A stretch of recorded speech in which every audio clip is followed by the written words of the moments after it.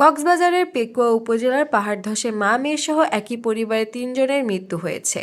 শনিবার দিবাগত রাত ৩টার দিকে শিলাখালী ইউনিয়নের ৬ নম্বর ওয়ার্ডের জারুল বুনিয়া সেগুনবাগিচা এলাকায় এ ঘটনা ঘটে।